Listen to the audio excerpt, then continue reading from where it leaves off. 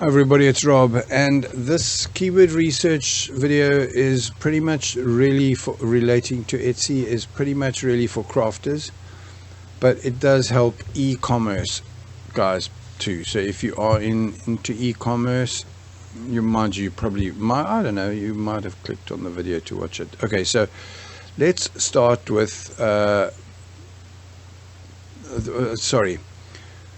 to actually go to Etsy and do research. There's nothing wrong with the idea. In fact, I've done courses in the past. I've paid for and followed courses that help you do your Etsy keyword research. Let me go to Etsy and show you what I'm talking about. So if you go into Etsy and you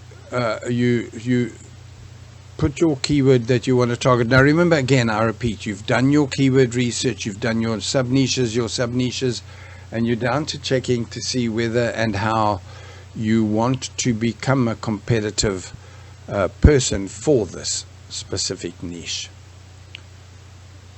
And let me just for fun, I don't make these. I want to put one in here that I make so I can talk about it better. One sec. Okay, so now remember, I'm on Etsy and I'm not paying for any tools here. It tells me it's 2,900 searches for wooden key holder for wall. You would already have done your research and you'd be looking in here, checking to see if this is wise. You probably would have done normal Google searches to see who else is in there, and etc. etc. What you need to do on for me, the best is, firstly, by the way, there are ways of knowing how to target your correct niche on Etsy and make it work absolutely for you. And I might not be the expert in telling you how. There are courses on it. For all I know, Everbee up here will actually be able to do all of this for you. There we go, keyword research, all within Everbee, which is a really, no, that might all be in Etsy. I'm not sure if that's Etsy or Everbee there, my bad for not knowing. But I do care, I promise. So find Etsy. This is my tool, the Keyword Everywhere tool. Find Etsy keywords for wooden key holder for wall. Okay, so now just looking at this, by the way, I do make them, but I don't have a laser cutter. So to do really cool custom ones, these are beautiful, and at $58 it's probably not bad, because these things, clips, they cost you not much. The whole thing is maybe less than $10, and then there's the wood, which of course is subject to, and so it's a matter of looking at this and seeing if you really want to compete. In this case, I don't, by the way. And if I, by the way, sorry, I want to tell you that I've got ones that I put down and down and down eventually to $20, and then I was in my local Rona, which used to be something, let's just call it a hardware store, and ordinary boring ones. And so let's not tell this guy his is ordinary and boring. This bottom half of this one was there for like $40, and it was a nasty looking boring, and I thought, whoa, I must go back and put my prices up. Okay, so lots and lots of research in here. I'm going to go to the next one because it's more my style. So I'm actually make these village style. I don't know what the right keyword is, and only a bit of an effort would tell me that. And I'm amused that this one at $82 is far tattier than mine. This one is more like what I make at $107, and that's pretty cool, right? So now my research is, I want to see, is this really viable? Am I not just wasting my time making these? Look at that, I love that. $300. I'm going to open this in a new tab because I think it, sorry if you're the guy who makes those, by the way. And so lots and lots, right? Rustic mini street key holder mini, whatever. Okay, so the research is going to be along these lines. Let me go back up to this first one. What I want to know from this listing is, how did he, is it an ad? I don't think so. How did he get to be the guy? So I'm going to look to see what he's done with his keywords in the title. So it's handmade wooden key hanger, decorative rustic theme, village wall decor key holder. Can you see? Rustic, village, etc. All of cool. and then even more, obviously, you'd have to go through everything to see. What I really want to see for this is there's one review, and it's not good. Waited months for this product just for it to never arrive. Hamzam, you're ranking on number 1. You've had 47 sales of other things, and you've made us crafters look bad. So that's really bad. So let's check this one quickly, see if it's even better or not. Incidentally, it's part of what people complain about on Etsy. Did you see?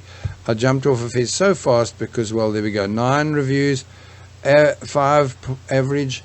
I love this craftsman. This is nice. This is beautiful, well made, and easy enough. The details like these little lamp thing posts, I don't know how he did that. It's a nail that he's fiddled with by the looks of it. This is beautifully made, nice. And again, now if you are smart, you will join Everbee, and I think I'm not paying for it at the moment. And what Everbee will do is tell me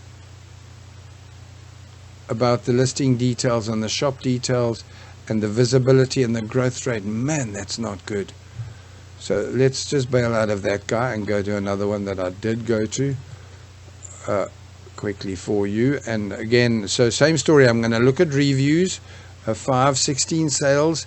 So again, am I going to get rich with this? I doubt it. But if I've got enough listings and they're all working, I don't know if I'm not connected or something. Now, real Everbee will tell me all of the stuff that I'm probably not seeing because I'm on the free thing, and well, I'm obviously some kind of scrubber peasant, not paying for the product.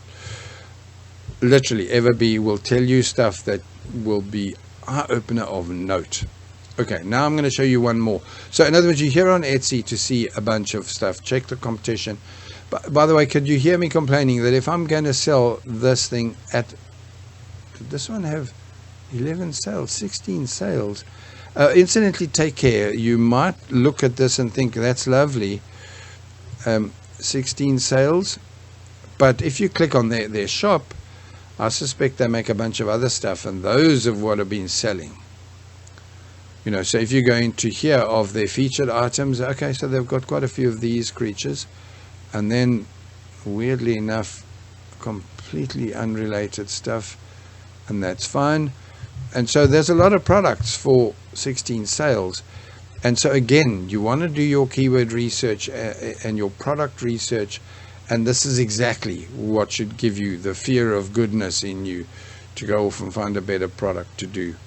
Now I'm going to pause you because none of this is what I wanted to show you for real. I'll be back. Okay, this is a paid product. This is software again from the Dave guy that I keep telling you I love him so much. Craft Niche Analyzer. Please use my affiliate link if you do want to buy this. It costs you no extra money, and I get to make a com for my troubles of showing you how it works and who it is, etc., etc. So you have to go into this whole thing. I want to show you pictures. Incidentally, you get the access for $67, and I think it allows you to let some of your friends play with it too, as many as 10. I've got some of mine that I've got quite a few of my friends given them access to. Now, what this does is, oh man, it does a bunch of stuff, right? But ultimately uncover hidden profitable niches for crafters and e-commerce sellers.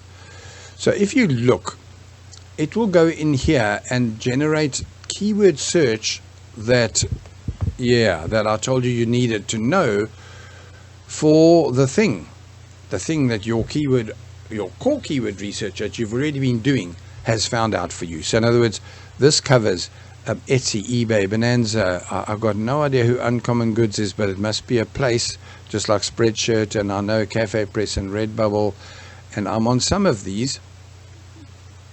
In fact, one of them I make, pick a number, I make about $25 a month for about an hour's work I did a few years ago, which I suppose is quite good considering. It was a t-shirt place, I don't remember even which. Funny.